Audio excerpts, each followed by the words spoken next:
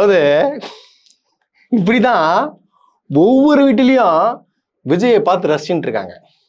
விஜய் எதுனா பண்ணாருன்னு கேட்டா தெரியாது. நான் விஜயை பார்த்தா போதும். இது பக்கத்துல அவங்க ஹஸ்பண்ட் இருந்துக்கின்னு, ஏய் அண்ணன் போட்டுக்கிற சட்டை மாதிரியே இந்த மாசம் எனக்கு வாங்கி தரியா? வாங்கி தரேன். ஏய் அண்ணன் போட்ட பேண்ட் மாதிரி எனக்கு வாங்கி தரியா? ஏய் அண்ணன் மடிச்சு விடுறாரு பாரு, அது பாரு, அதே மாதிரி எனக்கு சொல்லி புரி, நான் ஸ்டைல் நானே பண்றேன், சூப்பரா இருப்பாரு. அந்த கோட் இப்போ பாரு, எங்களுக்கு நந்து வருதுலாம் பாரு. இப்படிதான் ஒவ்வொரு வீட்லயும் நடந்துட்டு இருக்கு. ஆனா இவங்களால இன்ஃப்ளூயன்சஸ், அதாவது இந்த மாதிரி இன்ஃப்ளூயன்சஸ் என்ன பண்றாங்கன்னா, அந்த இளைஞர்கள்லாம் சேர்ந்து மக்களை திசை மாற்றி விஜய் வந்து ஒரு மிகப்பெரிய ஒரு பிம்பத்தை கிரியேட் பண்ணி இப்போ தமிழ்நாடை எங்க போய் விட்டுக்கிறாங்கன்னு பாத்தீங்களா? இப்படிதான் இருக்கு. இப்போ இந்த மாதிரி பாக்குறவங்கள, இந்த மாதிரி பார்த்து விஜய் ரசிக்கிறவங்கள உங்களுக்கு பார்க்கும் போது எப்படி தோணுதுன்றது மட்டும் கமெண்ட் செக்ஷன்ல போட்டுருங்க. ஏன்னா வயிறு எரியுது, வேற என்ன பண்றது, சொல்றதுக்கு இல்லைங்க. இங்க அழகா இருக்காரு, பாக்குறாரு, நடிக்கிறாருன்னா முதலமைச்சர் ஆக்கிடுவீங்களா? ஆக்கி தொலைச்சிட்டீங்களே ஆக்கி, என்னத்த பண்றது? ரோஸ்ட் பிரேஸ் சப்ஸ்கிரைபர்களுக்கு வணக்கம். கடுமையான நெருக்கடியில தான் உங்களுக்கு தொடர்ந்து வந்து வீடியோ போட்டுட்டு இருக்கோன்று உங்களுக்கும் நல்லாவே தெரியும். நம்முடைய சேனல் வளர்ச்சிக்கு உங்களுடைய பங்களிப்பு கொடுக்கணும்னு நினைச்சீங்கன்னா இந்த QR கோடு மூலமாக உங்களுடைய பங்களிப்பை நீங்க கொடுக்கலாம். நன்றி. நேற்றைக்கு பாத்தீங்கன்னா வெற்றிகரமா வெற்றி தமிழ்நாடு இன்வெஸ்ட்மெண்ட் கான்க்ளேவ் 2026 அப்படின்னு சொல்லிட்டு கிண்டில ஒரு பிரம்மாண்டமா இருந்துச்சு. அது மாபெரும் வெற்றி அடைந்துச்சு. இது பாத்தீங்கன்னா உலக அளவிலே பாத்தீங்கன்னா எல்லாருமே திரும்பி பார்க்கிற அளவுக்கு, அதாவது 100 நாட்களிலேயே பாத்தீங்கன்னா 1 லட்சம் கோடி வந்து இன்வெஸ்ட்மெண்ட் எடுத்துட்டு வந்துட்டாங்க, முதலீடு இழுத்துட்டாங்க அப்படின்னு சொல்லிட்டு நிறைய பேர் ஃபயர் விட்டுட்டு இருக்கானுங்க. ஃபயர்னா ஃபயரு அப்படியே என்ன பண்றது, சிலவங்க கொளுத்தின்னு செத்துருவானுங்க போல. சாவுங்கடா, இன்னும் டென்ஷன் ஆகுதுங்க எனக்கு. அந்த அளவுக்கு ஒரு ஃபயர் விட்டுன்னு சுத்திட்டு இருக்கானு. சிலவங்க போனெல்லாம் கொளுத்திட்டான், ஃபயர் விடுறேன்னு சொல்லிட்டு. பாருங்க ஃபயர், இதான் ஃபயர்ன்னு சொல்லிட்டு ஒரு என்ன பண்றது மென்டல் பசங்க ரொம்ப ஒரு வெறித்தனமா இந்த மாதிரி ஃபயர் விட்டு சுத்துறானு. ஏன்னா அது இந்த அளவுக்கு வந்து இன்வெஸ்ட்மெண்ட் வந்து சேர்த்துட்டாரா அப்படின்னு கேட்டான். அப்படின்னு சொல்லிட்டு எல்லாரும் பேசினாங்க. நான் யோசிக்கிறேன், ஏன்னா பத்திரிகையாளர்களே உள்ள சேர்க்கலன்னு சொல்றாங்க. எதுக்கு பத்திரிகையாளர்கள் சேர்க்காத ஒரு இன்வெஸ்ட்மெண்ட் மாநாடு, முதலீடு மாநாடு வந்து நீங்க எங்கன்னா பார்த்துருக்கீங்களா? நான் என்ன கேட்குறேன், கடந்த கால ஆட்சி எடுத்துக்கோங்க, இல்லை ஜெயலலிதா அம்மா இருக்கும் போது வச்சுங்க, இல்லை கலைஞர் இருக்கும்போது வச்சுங்க, இல்லை மு க ஸ்டாலின் வச்சுங்க, இல்லை எடப்பாடி பழனிசாமி ஆட்சியோட வச்சுங்க, ஒரு இன்வெஸ்ட்மெண்ட் மாநாடுன்றது பார்த்தீங்கன்னா எல்லா பத்திரிகையாளரும் அழைத்து வந்து இங்க நடக்குது, இந்த மாதிரி முதலீடுகள் இந்தந்த கம்பெனிகள் வந்துட்டு இருக்கு, இந்த கம்பெனிகளால இத்தனை பேர் வேலை கிடைக்க போகுது, இதை வந்து கொண்டு போய் சேர்க்கிறது யார் வேலை? பத்திரிகையாளர் வேலை. ஸோ பத்திரிகையாளரே சேர்க்காம அது என்ன இன்வெஸ்ட்மெண்ட் மாநாடு? உங்களுடைய இன்ஸ்டா இன்ஃப்ளூயன்சஸ் வச்சுக்கிட்டு, உங்களுடைய கேமரா வச்சுக்கிட்டு, இப்படி புரியல எனக்கு. இது 1 லட்சம் கோடி இன்வெஸ்ட்மெண்ட் வந்திருக்கும்னு சொல்லி நினைக்கிறீங்களா? எனக்கு தெரியல. ஏன்னா உற்று நோக்கி பார்த்தா பல தகவல்கள் வருது, திடுக்கிடும் தகவல்கள் வருது. திடுக்கிடும் தகவல் தான் சொல்ல முடியும். ஏன்னா இங்க வந்த கிட்டத்தட்ட வந்து ஒரு 97 கம்பெனி கிட்ட வந்துச்சுன்னு சொல்லப்படுது. இதுல மொத்தமா 72 கம்பெனி வந்து முன்னாள் திமுக ஆட்சியிலும் சரி அதிமுக ஆட்சியிலும் சரி இருந்தது. அது தொடர்ந்து வந்து தான் சொல்லப்படுது. எப்படி இது பழைய, அதாவது பழைய கம்பெனி சார்பாக இன்வெஸ்ட்மெண்ட் பண்ணிருக்காங்க பாத்தீங்கன்னா, அதே கம்பெனி தான் இங்க 72 கம்பெனி வருது. மிச்சம் இருக்கிற வந்து கம்பெனி தான் சேர்ந்து இருக்குன்னு சொல்லிட்டு சொல்லப்படுது. ஏன்னா இதுக்கு டேட்டாவே பாத்தீங்கன்னா கொடுத்துருக்காங்க. இப்ப என்ன சொல்ல வராங்கன்னா, நாங்க தான் கொண்டு வந்தோம் அப்படின்னு சொல்லி சொல்றாங்க. ஆனா வர்றவங்களை பார்த்தா பாத்தீங்கன்னா, இந்த ஒரே ஒரு வீடியோ மட்டும் நான் பார்த்தேன். இன்வெஸ்டர்ஸ் பெரிய பெரிய முதலீடு பண்றவங்க வர்றாங்களே, வந்துட்டு என்ன பண்றாங்க,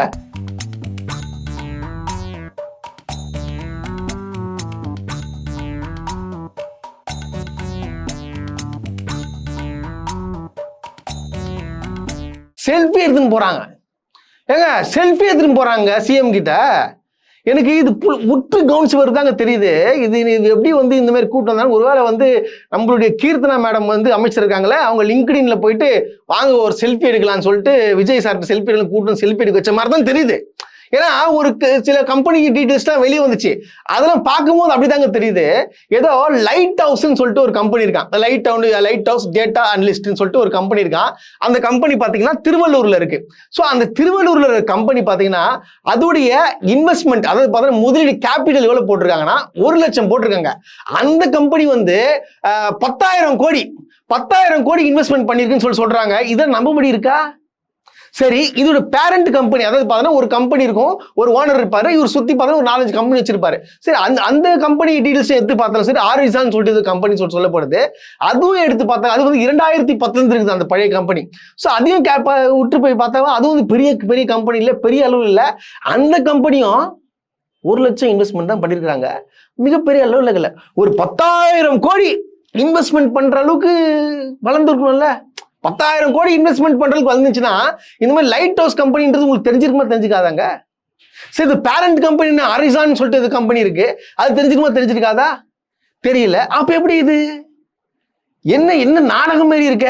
அப்புறம் பாத்தீங்கன்னா ஒரு மிகப்பெரிய கம்பெனி சொல்லப்படுது. அதாவது பாத்தீங்கன்னா 1000 கோடி, அதாவது 1000 பேருக்கு வேலை வந்து கொடுக்கப்படுதா சொல்லப்படுதுங்க.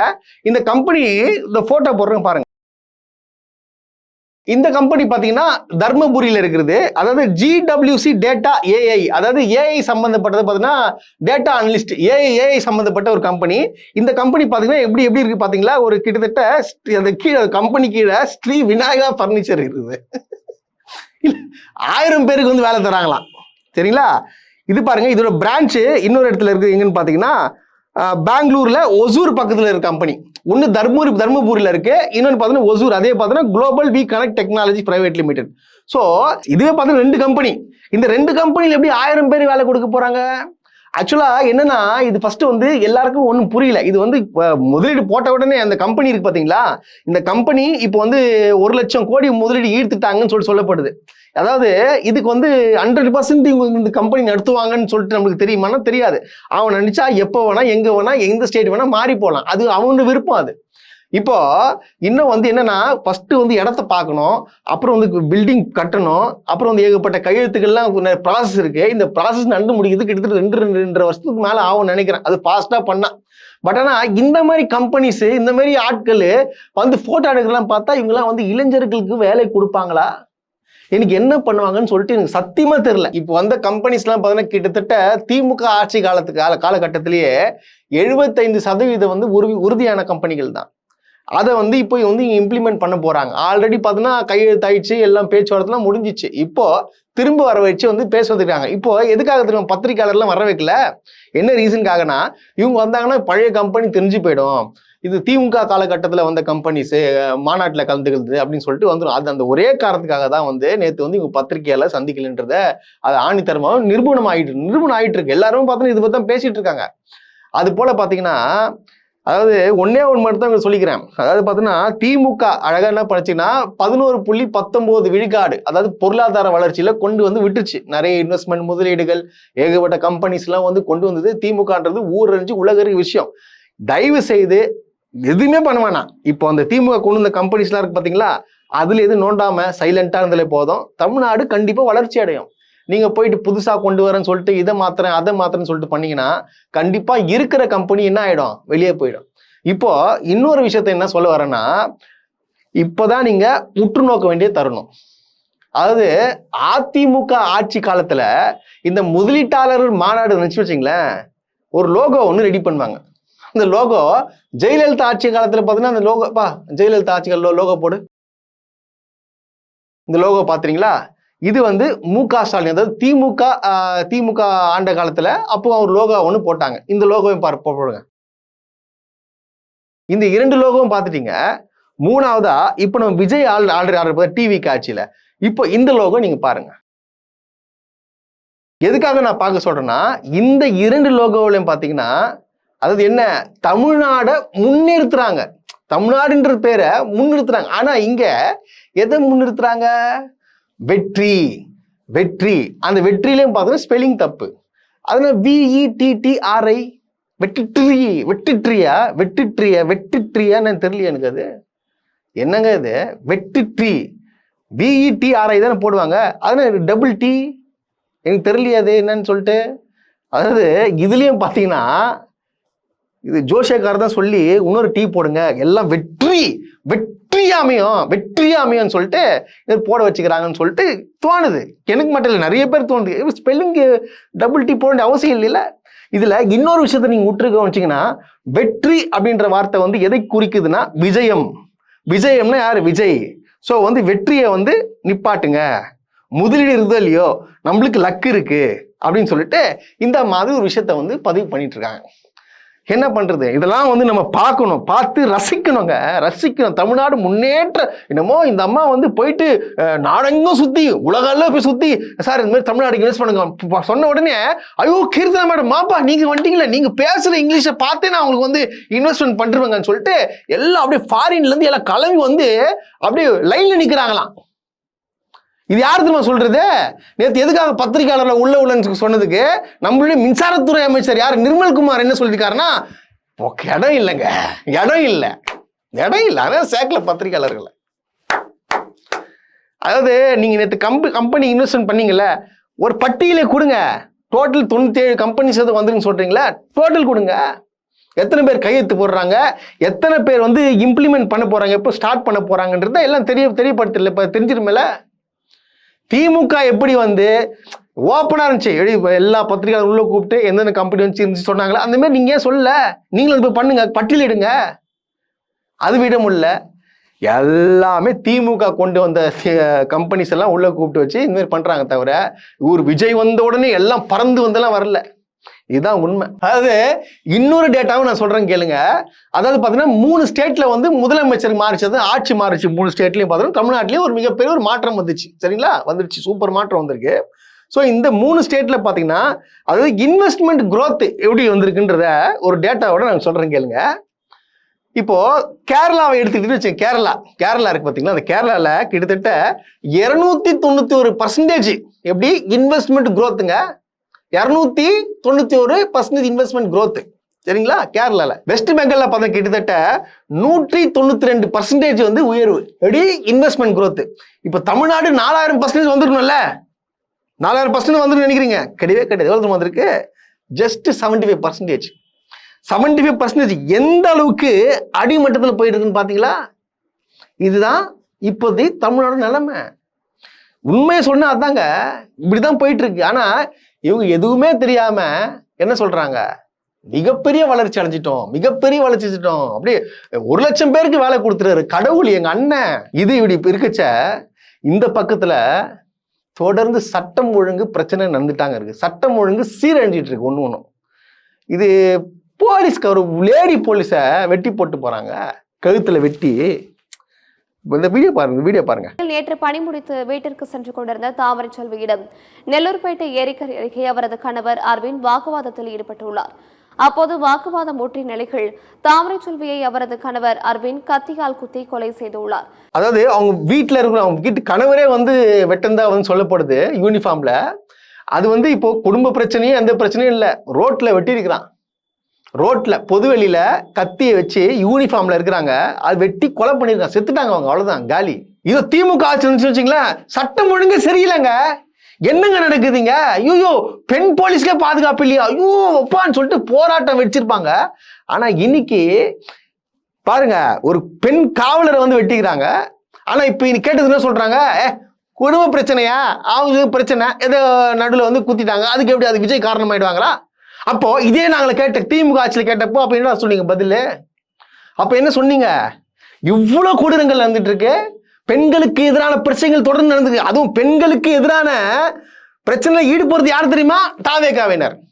தாவேகாவை சார்ந்த ஒன்றிய செயலர் ஒரு வீட்டுல புகுந்து போஸ்டிங் வாங்கி தரேன்னு சொல்லிட்டு, யார போஸ்டிங் வாங்கி தரேன்னு சொல்லிட்டு ஒரு பெண்ணை கூட்டு போஸ்டிங் வாங்கி கொடுத்துட்டு கணவனை விட்டு பிரிஞ்சுட்டான். அந்த கனவு வந்து இன்னைக்கு பால் டயல் குடிச்சிட்டாங்க, அந்த பொண்ணு போயிடுச்சு அவங்க கூட அப்படின்னு சொல்லிட்டு நான் சொல்லல.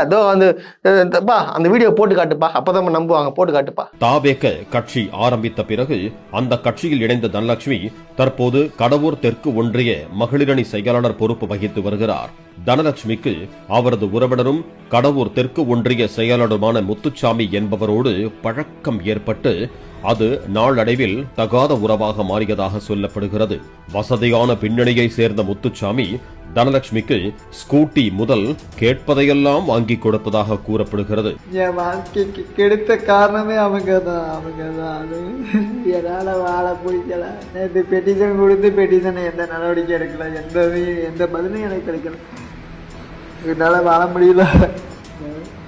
அடுத்தவனோட இருக்கிற வீடியோவை நான் பார்த்து நான் இந்த மேல விசிலா இருக்கணுமா, இந்த மேல நான் விசிலா இருக்கணும்.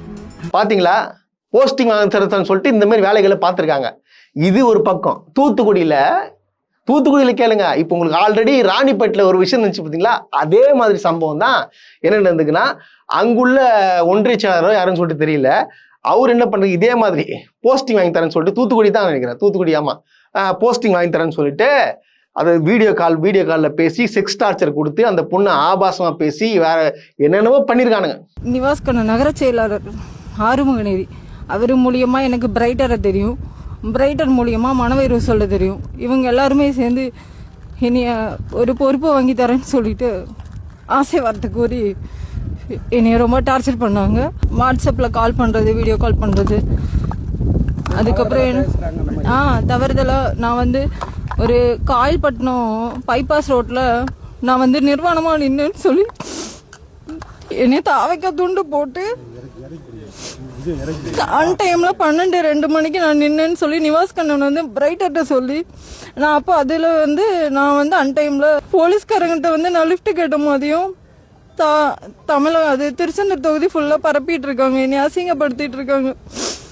அதை வந்து நான் வந்து அமைச்சர்கிட்ட கூறும்போது அமைச்சர் இதை வந்து செவி சாய்க்கவில்லை. இவங்க மேல வந்து எஃப்ஐஆர் போட்டுக்கிறாங்க, ஆனா இன்னும் வந்து கைது பண்ணல. இதை பத்தி நம்மளுடைய அமைச்சர் பார்த்தீங்களா, மீன்வளத்துறை அமைச்சர் மீன் அவரு நல்லா காமெடி பண்ணாப்புல சினிமால, அவரு கேட்டதுக்கு எனக்கு அதை பத்தி தெரிலங்க அதெல்லாம் சொல்லிட்டு கண்டுக்காம போயிடுறாராம். இது என்னது இது? அதாவது பெண்களுக்கு எதிரான பிரச்சனைகள், பெண்களுக்கு எதிராக வந்து பண்றது யாரு? டிவி கேவன. தொடர்ந்து பாருங்க, யார் ஈடுபடுறா, யார் தொடர்ந்து வந்து இது பெண்கள் வந்து கம்ப்ளைண்ட் யார் மேல பண்றாங்க? டிவிகே நிர்வாகி மேல. இது எப்படி ஒன்றுலாம் பண்றானுங்க? விஜய், எனக்கு இது வந்து விஜய்க்கு தெரியுதா இல்லையான்னு சொல்லிட்டு தெரியும், நம்மளுடைய முதலமைச்சருக்கு தெரியுதா இல்லையான்னு சொல்லிட்டு தெரியல. பாவம் அந்த மனுஷன் பெண்களுக்கு பாதுகாப்பு அதான் ஃபர்ஸ்ட் நோ காம்ப்ரமைஸ் சொல்றாரு. ஆனா இவனுங்க என்ன பண்றானுங்க? இந்த மாதிரி கேடுகட்ட கேவலமான வேலைகளை ஈடுபடுறானுங்க. பார்த்துக்கோங்க, இதெல்லாம் சும்மா கிடையாது, ஏகப்பட்டதுக்கு. இப்போ நேற்று பார்த்தீங்கன்னா ஒரு இன்ஃப்ளூயன்சர், அதாவது சினிமா நடிகை நினைக்கிறேன், அவங்க வந்து கரண்ட் பில் பிரச்சனை பற்றி பேசியிருந்தாங்க. உண்மையை பேசினாங்க. ஏங்க என் வீட்டிலங்க நேற்று சொன்னலைங்க, எங்கள் எல்லார் வீட்லையும் நடந்திருக்கு. எல்லார் வீட்லையும் பார்த்தா கரண்ட் பில் ஏறிக்குது.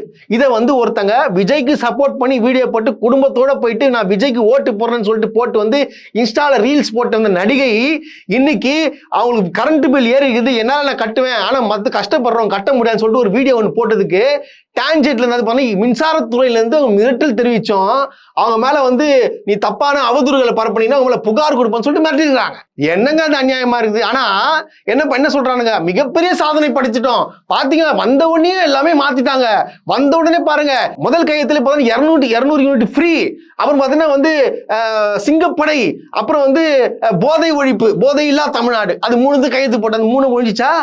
கரண்ட் பில்லு என்னைக்கு 200 யூனிட் மாத்தினாங்களோ அன்னில இருந்து கரண்ட் கட் ஆகுது. அப்புறம் பார்த்தா கரண்ட் பில் ஏறின்னு இருக்கு. சட்டம் ஒழுங்கு பிரச்சனை, பெண்களுக்கு எதிரான கொடுமைகள் தொடர்ந்து நடந்துட்டு தான் இருக்கு. என்ன ஆன உடனே, அதாவது இங்க இருந்து இறங்கின உடனே பார்த்தீங்கன்னா விஜய் அந்த போட்டோ இருக்கு பாத்தீங்கன்னா, அந்த கோட்டு போட்ட போட்டோ வச்சு சிரிச்சுட்டு இருக்கிற போட்டோ இருக்குது.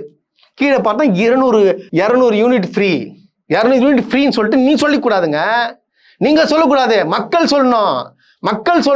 200 யூனிட் ஃப்ரீயா கொடுத்துக்கிறாங்க பாருங்க. நான் வந்து 2000 ரூபாய் கட்டியிருந்தேன், 1000 ரூபாய் தான் கட்டுறேன், எங்க அண்ணன் விஜய் கொடுத்துருக்காரு. இப்படி யாருன்னா சொல்லி வீடியோ போடுங்கடா பார்க்கலாம். போடுவீங்களா நீங்க? உங்களால முடியாது.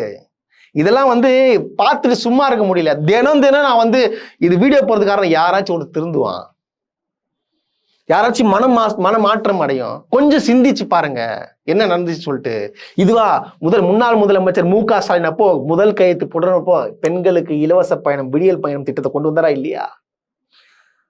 அப்புறம் பால் விலை குறைப்பு, பெட்ரோல் விலை குறைப்பு நடந்துச்சா இல்லையா? இது எல்லாருக்குமான திட்டம் தானே, நடந்துச்சுல.